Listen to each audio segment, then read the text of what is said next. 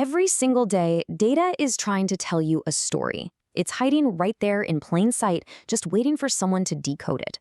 But to actually hear that story, you need the right tools. Today, we are going to master one of the absolute most powerful tools in statistics for uncovering hidden relationships in data, the contingency table. Think about this for a second. Are you more likely to get a speeding ticket if you use your cell phone while driving? It's a classic real-life problem. You might have a gut feeling about the answer, but how do we actually prove it mathematically? When we have two overlapping traits, like your texting habits on one hand and your driving record on the other, how do we organize all that chaos to find the actual truth? Well, to answer that, we have to structure our data. Let's look at a fictional sample of 755 drivers. Notice how the columns break down these drivers by whether they had a speeding violation in the last year, and the rows categorize them by whether they use a cell phone while driving. By creating this grid, we can instantly see exactly where these behaviors intersect. This is exactly why we need a clear way to mathematically organize overlapping traits. So, by the end of this explainer, you are going to know exactly how to read these contingency tables. More than that, you'll calculate conditional probabilities, understand the exact formulas behind them, and logically prove if two real-world events are actually connected. We're going to take this step by step. Section 1. What exactly are contingency tables? Basically, a contingency table is just a data grid displaying sample values in relation to two different variables that might depend on one another. Think of it like a magical data sorting hat. Instead of just sorting a group of people by one single trait, this grid groups them by two overlapping traits at the exact same time. It lets us see the entire population, the subgroups, and the intersections all at a glance. Let's make this super concrete with another example. Here's a study of 800 athletes. We're looking at two specific variables, whether the athlete stretches before exercising and whether they had an injury in the last year. This table sorts all 800 people into very specific buckets. See, 55 athletes stretch but still got injured anyway, while 219 athletes never stretch but magically avoided injury. It's essentially our map to the data. Section 2. Finding basic probabilities. Now that we understand the basic layout, let's pull some actual numbers. Consider a random sample of 100 hikers. They're categorized by sex, men or women, and the specific area where they prefer to hike, the coastline, near lakes and streams, or up on mountain peaks.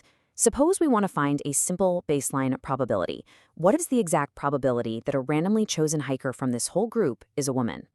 To find this, we just look at the grand total of hikers, which is 100. Then we find the row total for women, which is 45. We simply divide our target group by our total sample space. 45 divided by 100. It's absolutely that straightforward. But that's really just the beginning. Section 3. The magic of given. Now, you might be raising your hand right about now asking, wait a second, why did our total sample size just shrink in this next problem? This is a super common point of confusion for students, but it is literally the core of conditional probability. And it all happens because of the condition we're setting. Let's go back to our hikers. Suppose I ask you to find the probability that a person is a man, given that the person prefers hiking near lakes and streams. That word given is a game changer. It means we already know something specific about this person. We know for a fact they prefer lakes and streams. So mentally, just hide the rest of the table. We don't care about the 100 hikers anymore. Our entire universe just shrank down to only the 41 hikers in that near lakes and streams column. So here's how we actually write and solve this. We write it as P parentheses, man, and then a vertical line, which represents the word given, followed by prefers lakes and streams. Because our sample space shrank down to 41, that 41 becomes our brand new denominator. Out of those 41 specific people, how many are men? Looking at it, it's 25. So our conditional probability is simply 25 over 41. Remember, the condition shrinks the universe. Section 4. The or and rules. Let's build on this by bringing back our driving data set of 755 drivers. Familiarity is going to help us here. We've got our cell phone users and our speeding violations neatly sorted again. Let's kick things off with the and rule. What is the probability a driver had no violation in the last year and was a cell phone user? The word and always implies an intersection, so we just trace the cell phone user row and the no violation column to see exactly where they cross paths. They meet right at the number 280. Since there's no given condition here shrinking our universe, our total sample space is still everybody. So it's 280 divided by 755. Okay, but what about the or rule? What is the probability a driver is a cell phone user or had no speeding violation? For or, we add probabilities together. We take the total cell phone users, 305 over 755, and add the total for no violation, which is 685 over 755. But wait, this is absolutely crucial. If we just blindly add the row total and the column total, we've actually counted the people in the intersection twice.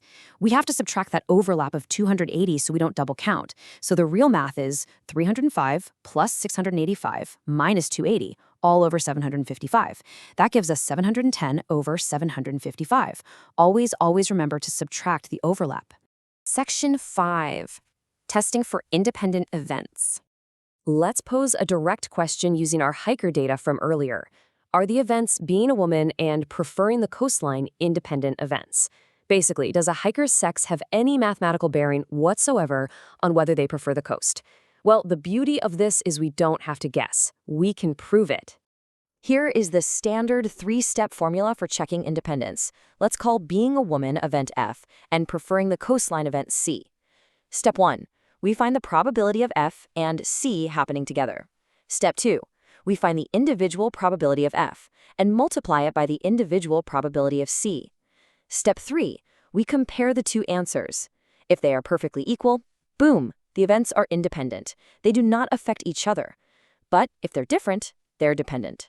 So let's run the actual numbers. Step 1. The probability of F and C, meaning women who prefer the coastline, is 18 out of 100, or 0.18. Step 2, the total overall probability of being a woman is 45 out of 100, and the total probability of preferring the coastline is 34 out of 100. Multiply those two together, 0.45 times 0.34, and we get 0.153. Step 3, the big reveal. We compare them. 0.18 absolutely does not equal 0.153. Because these numbers are different, we have just mathematically proven that these events are dependent. Before we wrap up, let's quickly summarize the key takeaways to really lock this in. Number 1. Contingency tables act as a data sorting hat, organizing overlapping traits into a nice, clean grid. Number 2, the word given acts as a filter that shrinks your sample size down to only the group mentioned. And number 3, you can mathematically prove independence by checking if the probability of A and B equals the probability of A times the probability of B. Now that you've got these tools under your belts, I want to leave you with a real puzzle to think about. Imagine this scenario from our textbook. Muddy Mouse lives in a cage with 3 doors. For each door, there is a totally different specific probability that Alyssa the cat will catch him. If he escapes, what is the overall probability Alyssa actually catches him? Next time, we're going to use everything we learned today to build a complex probability table and find out. Keep practicing your grids, and I'll see you in the next